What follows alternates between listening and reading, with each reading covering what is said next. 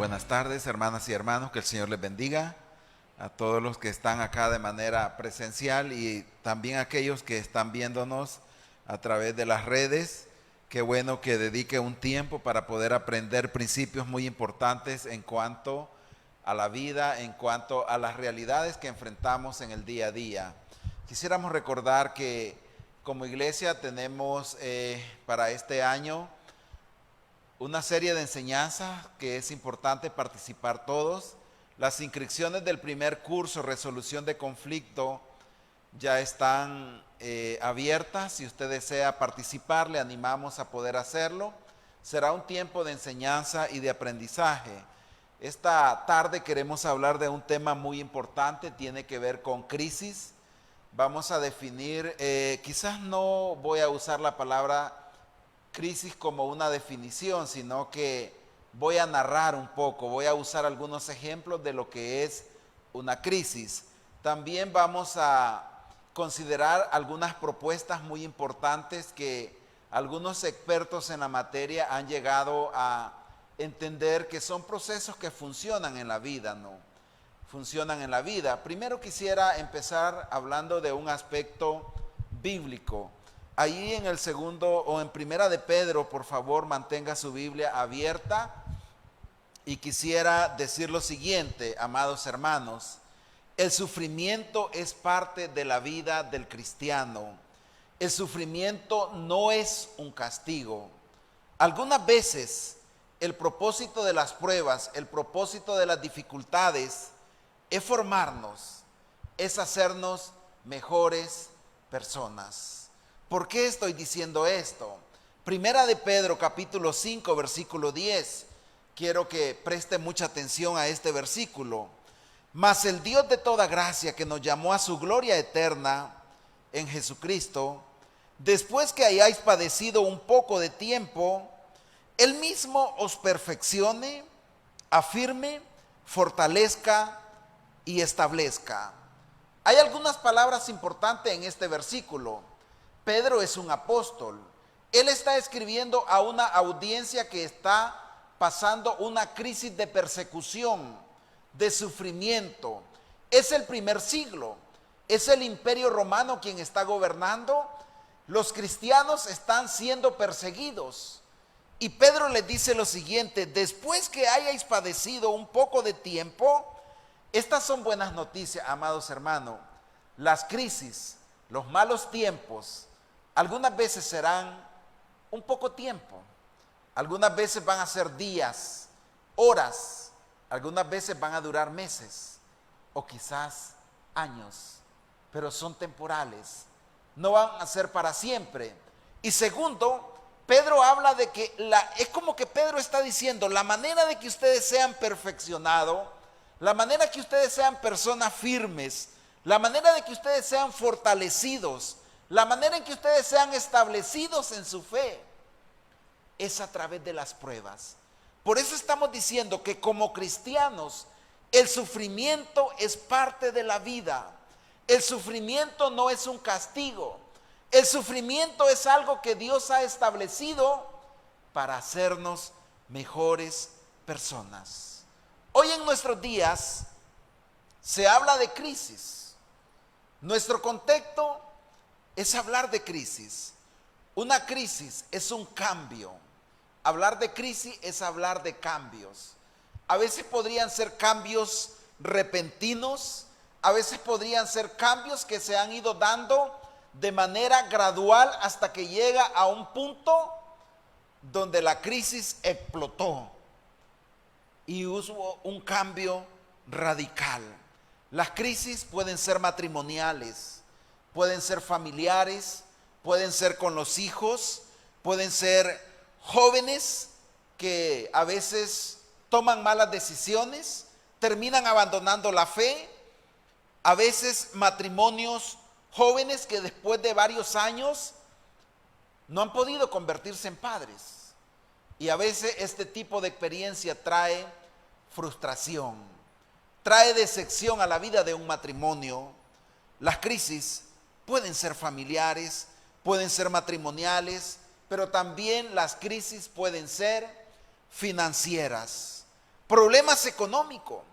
Parece que lo económico se ha puesto hoy, si podemos llamarle de moda. A veces necesitamos comprar algo, a veces no hay. A veces hay preocupaciones, crisis laborales, sobre todo en este tiempo. En este contexto de la pandemia, muchas personas han perdido su trabajo. Muy buenos trabajadores fueron cesados. Empresas, comercios se fueron a la quiebra, cerraron y entraron en un proceso de crisis financieras. Las familias están experimentando ahora mismo crisis financieras, empresas, negocios que han quebrado. Mucha gente quizás a sus 40 o a sus 50 años, tristes, decepcionados, porque ya no hay oportunidades laborales para ellos. Parece que la moda el día de hoy es buscar gente jóvenes que vengan y puedan desempeñar un trabajo, una labor dentro de una empresa. A veces uno mismo puede entrar en esa crisis de temor, a veces preocupaciones, a veces temores. Son crisis que van trayendo serias complicaciones aún a nuestra salud, aún a nuestra parte física. O sea, toda crisis tiene un impacto emocional, un impacto físico, un impacto mental. Hablaremos un poquito más de esto. Estamos definiendo lo que es una crisis. Hay crisis de salud. A veces uno de los miembros de nuestra familia está quebrantado de salud. A veces uno de los miembros de nuestra familia recibió el diagnóstico o un diagnóstico que te cambió la vida. Un diagnóstico que quizás no esperabas. Y hay una carga muy fuerte emocionalmente. A veces la crisis tiene que ver con la misma muerte. Y recuerde, la muerte o toda muerte produce una crisis. La pérdida de un ser querido, de alguien muy especial, de un familiar, de un amigo, de un compañero de ministerio. La crisis puede ser mental, puede ser emocional, puede ser también social. Hay un impacto. En el contexto ministerial también hay crisis también. Para aquellos que servimos, algunas veces pasamos por ellas. A veces hay desafíos, a veces hay retos, a veces el ministerio es probado, a veces estamos en crisis, de repente una división, de repente una traición ministerial, a veces lo económico no va bien, a veces hay preocupaciones, hay compromisos. Las crisis pueden hacer dudar a veces hasta nuestro llamado. A veces preguntarnos, ¿y seré salvo? ¿Será que Dios me sigue amando? ¿Será que Dios sigue teniendo el control de mi vida? Hablemos un poquito de la muerte. Toda muerte es dolorosa.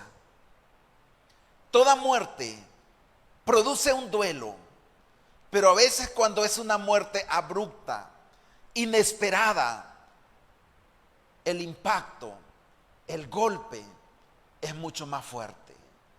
No es lo mismo para aquellas familias que han experimentado que sus padres, sus hijos o un miembro de su familia murió antes de la pandemia, porque ya eran ancianitos, que en este contexto de la pandemia muchos no tuvieron la oportunidad de cuidarles, de estar con ellos, de hacerles un funeral digno, de decirle, papá, mamá, aquí estoy. Muchos padres han perdido a sus hijos y no han tenido la oportunidad de darles un abrazo, de decirle, hijo, te amo, pase lo que pase, te cuidaré, porque soy tu papá, soy tu mamá. Muchas familias han pasado por esa experiencia dura, difícil, en este contexto de pandemia. Consideremos algunos pensamientos, definiciones o conceptos en cuanto a lo que es crisis. Crisis es un tiempo de dificultad, es un tiempo intenso. Las crisis nos afectan emocionalmente, nos afectan espiritualmente, afectan nuestra mente, nuestras emociones, nuestro cuerpo, nuestro ser. Hay un desgaste emocional, hay un desgaste físico. A veces ya no queremos alimentarnos, a veces nuestro rostro está decaído, a veces no podemos dormir por las noches. Hay un desgaste. Las crisis son un tiempo de dificultad, es un tiempo intenso. La crisis nos lleva a experimentar el duelo, la tristeza de perder algo. Y para esto yo quisiera que por favor en el libro de los Salmos, en el capítulo 102, vaya conmigo, y desde casa o los hermanos que están acá de manera presencial, podamos leer y considerar, imaginar la persona que escribe este salmo, cómo se encuentra emocionalmente, cómo se encuentra físicamente, cómo se encuentra espiritualmente. Sin duda que quien escribe este salmo es un hombre que está experimentando el dolor, que está experimentando el sufrimiento, que está experimentando la crisis. Y él expresa las siguientes palabras: Jehová, escucha mi oración y llegue a ti mi clamor. No escondas de mí tu rostro en el día de la angustia. Hay momentos donde pensamos que Dios ha escondido su rostro, que Dios ya no me escucha, que Dios ya no me ama. Este es un grito de auxilio. El escritor de este salmo dice en el versículo 12, en la parte final: apresúrate a responderme. Él siente que está hablando y no es escuchado. La crisis le ha llevado a eso. Él habla del tiempo: mis días se han consumido como humo. Los días para una persona en crisis son días difíciles. La persona que padece de insomnio siente que nunca amanece, siente que el día nunca pasa, parece que es una eternidad, nunca amanece. La persona que escribe este salmo, él habla del tiempo, pero también habla de la parte física, y él dice: mis huesos cual tizón están quemados, mi corazón está herido y seco como la hierba, por lo cual me olvido de comer mi pan. Por la voz de mi gemido, mis huesos se han pegado a mi carne. Él dice: mi voz ha cambiado. La voz de una persona contristada, la voz de una persona que está agonizando emocionalmente, no es la voz de una persona que está alegre, de una persona que está saludable, de una persona que está experimentando la armonía familiar y buenas relaciones con los demás. Este hombre dice: mi corazón está herido y seco como la hierba, por la voz de mi gemido mis huesos se han pegado a mi carne. Soy semejante al pelícano del desierto, soy como el búho de las soledades, velo y soy como el pájaro solitario sobre el tejado. Él habla de lo emocional, él habla de lo físico, él habla de su relación, de su vida espiritual con Dios. Parece que él está diciendo: Señor, cuando él dice: no escondas de mí tu rostro, ¿dónde estás? Y a veces esas son las preguntas. Dios, ¿dónde está Dios cuando sufrimos? Son algunas de las preguntas. Nos vamos a quedar hasta ahí en el versículo 7, por favor, de este salmo. La crisis es un tiempo de cambio. Hay cambios, hay un antes, hay un después. La vida nos cambia, nuestra vida cambia, nuestra fe, Nuestra manera de ver a Dios cambia. Todo lo que sufre o todo lo que somos sufre un cambio. La crisis es un tiempo de no retorno. Hay crisis donde nunca volveremos a hacer lo mismo. Hay padres que perdieron a sus hijos o lo han perdido en este tiempo de pandemia, a sus seres amados, y nunca volverán a hacer lo mismo. La ausencia de ese ser que amaron estará allí, permanecerá en el tiempo. Por eso es que algunos expertos que escriben en cuanto al tema de duelo, ellos dicen que el duelo es algo que nunca se supera en la vida. El duelo es una expresión de amor. No se puede olvidar a alguien que se amó. Es algo con lo cual vamos a aprender a vivir, pero no es algo que superamos en la vida. La crisis es así. Nunca volveremos a hacer lo mismo. Nuestra vida experimenta un cambio. Todas nuestras áreas. La persona ya no es la misma después de una crisis. Un padre, una madre que pierde un embarazo, en este caso, una madre que pierde un embarazo, la marca de haber perdido a alguien a quien se amaba estará ahí por mucho tiempo, por muchos años. Esa madre a veces va a sufrir crisis nerviosas. Esta es una mujer, es una madre que necesitará en algunos momentos de la ayuda profesional de un médico, de la ayuda espiritual de un pastor, de un consejero, que conozca del tema de familia, que sepa lo que significa procesos de consejería, que conozca, que sepa qué es un proceso de acompañamiento. Una de las preguntas en estos días estaba dentro de un foro y alguien preguntaba y decía, ¿qué es lo que deberíamos de decirle a una madre o a un padre que ha perdido a su hijo? Quizás a una madre, si hablamos de un caso específico, que perdió un embarazo. Y el docente decía, el maestro decía, mejor pensemos en lo que no debemos de decirles, porque algunas veces estamos acostumbrados a repetir lo mismo. Y él ponía su ejemplo.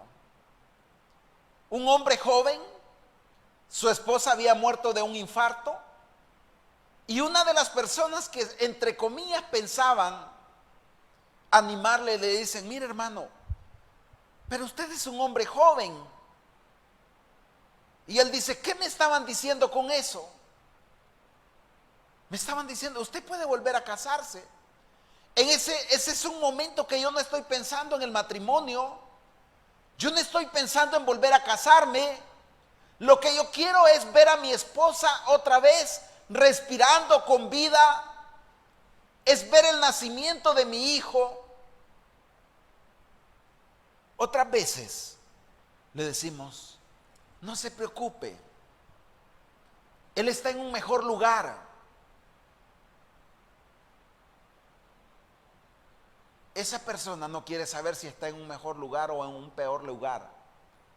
Lo que esa persona quiere es ver a esa persona que amaba y que hoy ya no está.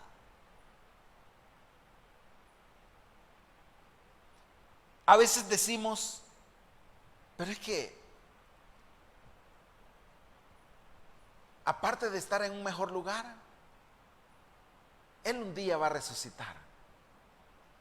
Esa persona no quiere saber si un día va a resucitar o no. Lo que quiere es ver, estar con su ser amado. Son frases o expresiones que no deberíamos de decir a las personas. La marca de haber perdido a alguien a quien se amaba estará allí para toda la vida. Por eso, uno de los principios es, el duelo no se supera. El duelo es algo con lo que aprendemos a vivir. Consejo, orientación, proceso. La crisis es un tiempo de oportunidades. Romanos capítulo 8 es un pasaje que ustedes conocen. José es un buen ejemplo. Las dificultades a veces Dios las usará para traer algo nuevo a nosotros. Dios a veces abrirá puertas que no imaginamos en tiempo de crisis. No perdamos la esperanza, hermanos amados. En medio del dolor hay esperanza. La crisis es un tiempo para tomar decisiones. Es un tiempo para ver qué vamos a hacer. En la crisis solo hay dos opciones. Número uno, quedarnos tirados, abandonados, derrotados, caídos, lamentándonos. Esa es una opción. Y número dos, levantarnos y con las fuerzas que nos han quedado, encontrarle significado a la vida, encontrar el verdadero propósito a las cosas, con lágrimas, con dolor, con tristeza, levantarnos y decir, la vida debe de continuar, porque Dios está conmigo y la vida debe de continuar. Crisis es un tiempo de crecimiento. Es allí donde demostramos la capacidad de sobreponernos a la adversidad. La mejor fuerza es la que viene de Dios. Es en la crisis donde nos damos cuenta, donde nuestra debilidad a veces va a florecer. Es donde nos damos cuenta de lo capaces que somos. Es aquello o aquella frase que se ha puesto de moda en nuestros días por parte de los psicólogos, la resiliencia, la capacidad humana que tienen las personas de sobreponerse ante cualquier situación. Pero nosotros lo encontramos en la Biblia, que Dios nos ha dado capacidades, nos ha dado las fuerzas para enfrentar cualquier situación. Preguntas de reflexión en tiempos de crisis. ¿Qué hacer? ¿Cómo manejar una crisis? ¿Cuál será la mejor manera de salir adelante? ¿Cómo reaccionar? ¿Qué hago? ¿Cómo encontrar una solución? ¿Qué puedo hacer? Y a veces nos preguntamos, como Job se preguntó en el tiempo de crisis. La pregunta de Job fue, ¿por qué sufren los justos? ¿Por qué sufren los justos? Y la respuesta sería, ¿y por qué no? Si el hombre más justo de todos los tiempos, Jesús, sufrió, experimentó el quebranto, experimentó el rechazo, experimentó la humillación. Y podríamos preguntarnos, ¿porque soy justo no debo de sufrir? ¿Porque soy justo o porque soy un hijo de Dios no debería de sufrir? Pues yo creo que es tiempo de darnos cuenta que los cristianos no estamos exentos a los problemas. No tenemos una vacuna que nos inmunice para decir no hay problemas. Présteme atención, por favor, a lo que le voy a decir en este momento. Entendamos una realidad. Los cristianos también lloramos. También pasamos pruebas económicas. Los cristianos también tenemos familias imperfectas que pasan por crisis, que toman malas decisiones. Los cristianos también enfrentamos dificultades y también lloramos. Ante todo esto, hay preguntas tales como, ¿qué puedo hacer yo? ¿Qué puedo hacer yo? ¿Qué puedo aprender? cómo afrontar esta crisis. ¿Cómo sacar de una crisis la mejor o lo mejor y poder crecer? Porque si volvemos allá a donde empezamos en Primera de Pedro capítulo 5 versículo 10, yo creo que el versículo es claro. ¿Cómo? Yo quiero mencionar algunos pasos. ¿Cómo enfrentar las crisis? Ya sean emocionales, ya sean espirituales, ya sean matrimoniales, ya sean familiares, ya sean económicas. ¿Cómo? Número 1, acepte la realidad que usted está enfrentando. Acepte la realidad que usted está enfrentando. Aceptar la realidad es no negar que lo que estamos pasando es difícil y sumamente real.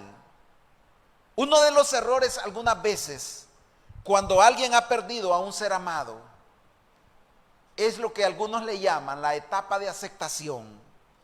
Y a veces alguien dice, pero es que hermano, yo quiero pensar que él se ha ido de viaje.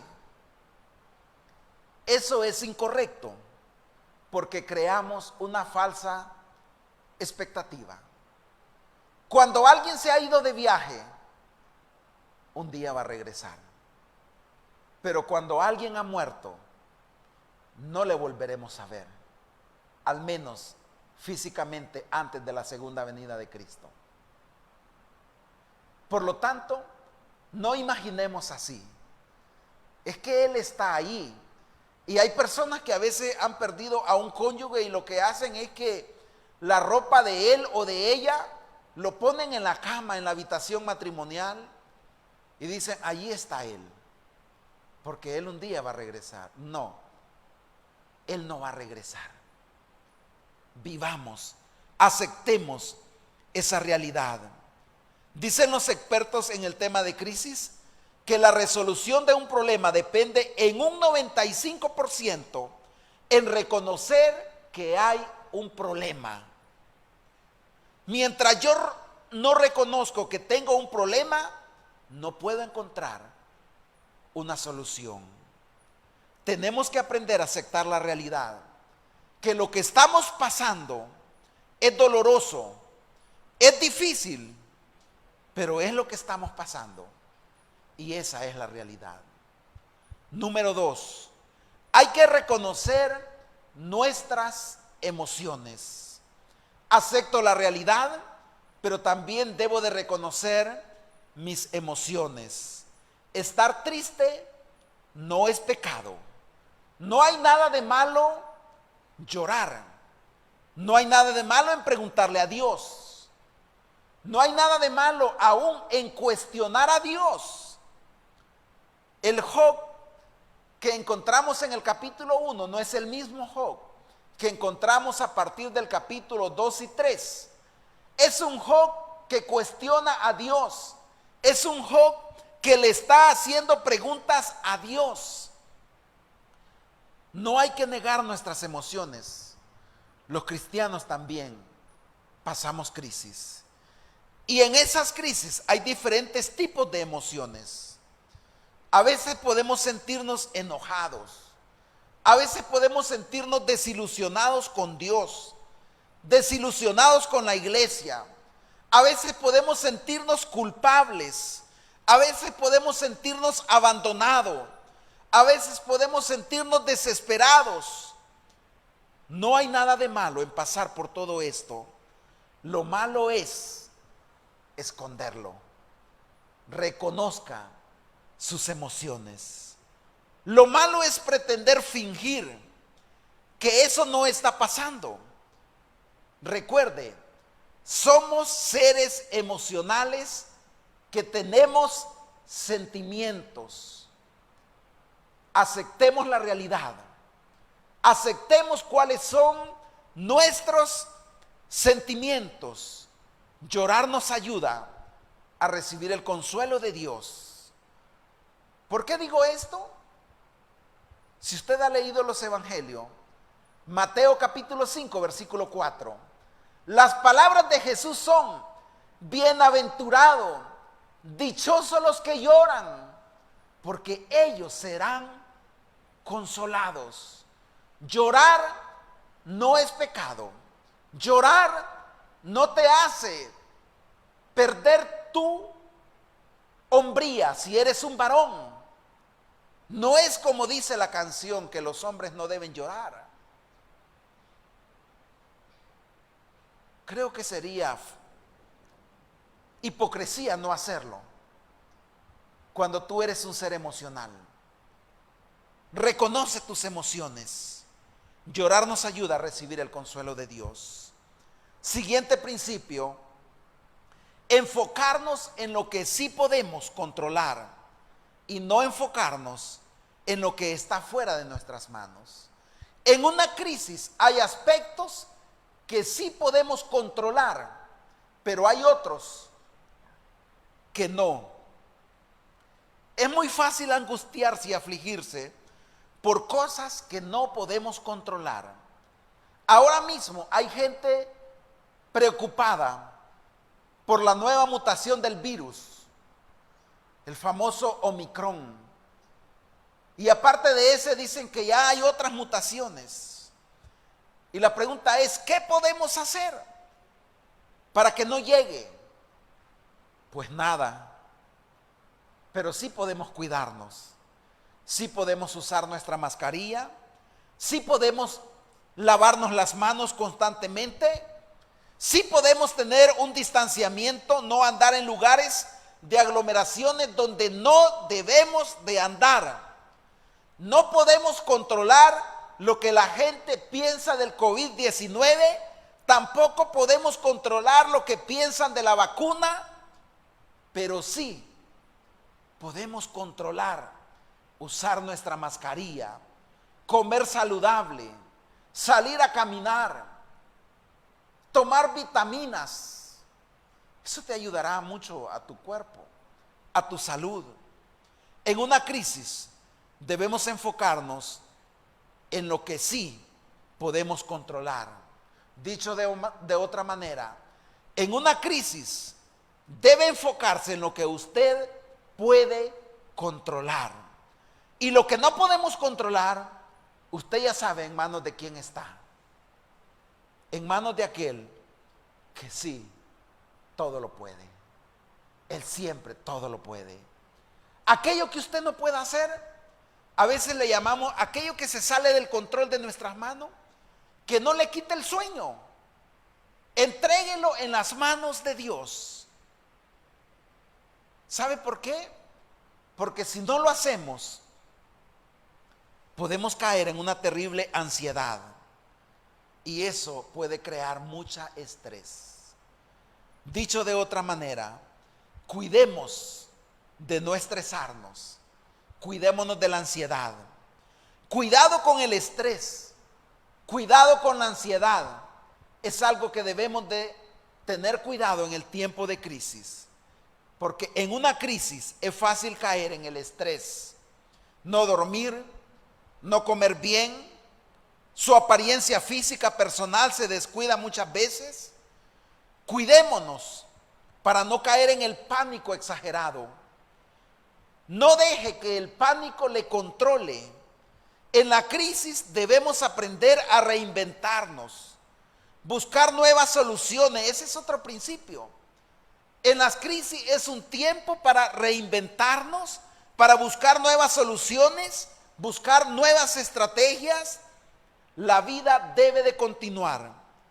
Es el momento para darnos cuenta que en el Señor sí se puede. Antes de la pandemia jamás había estado atrás de una cámara.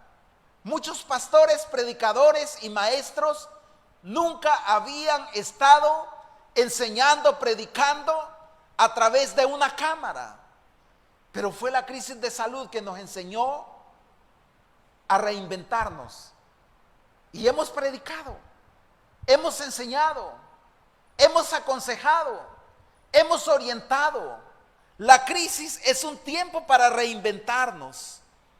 Es en la crisis donde aprendemos que hay una solución, que hay nuevas estrategias, que la vida debe de continuar. Es el momento para darnos cuenta que en el Señor sí se puede. En la pandemia se cerró todo y hemos tenido que reinventarnos. Siguiente principio: buscar ayuda.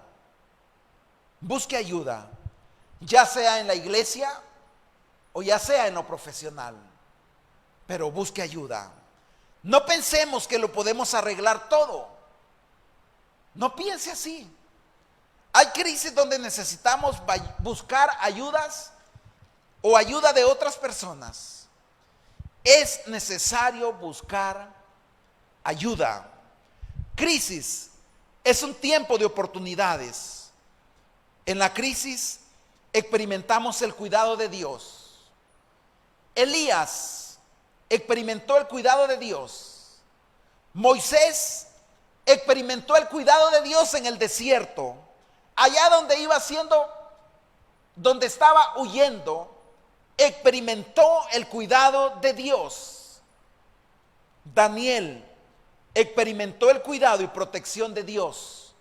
En medio de un contexto y una cultura pagana de Babilonia, este jovencito experimentó el cuidado de Dios.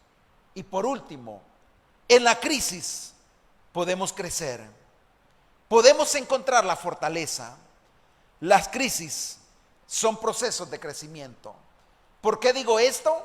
Santiago capítulo 1, ya para terminar con este último versículo, Santiago capítulo 1, del versículo 1 al versículo 5, si tiene su Biblia en casa desde donde nos esté viendo, busque Santiago capítulo 1, del versículo 1 al versículo 5.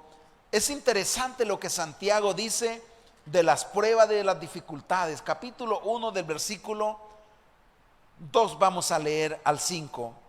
Dice de la siguiente manera: hermanos míos, tened por sumo gozo cuando os halléis en diversas pruebas, sabiendo que la prueba de vuestra fe produce paciencia, mas tenga la paciencia su obra completa, para que seáis perfectos y cabales, sin que os falte cosa alguna. Preste atención al versículo 5. Bueno, dice, y cabales sin que os falte cosa alguna. ¿Sabe cómo se llama eso? Crecimiento. Y si alguno de vosotros tiene falta de sabiduría, pídala a Dios, el cual da a todos abundantemente y sin reproche, y le será dada.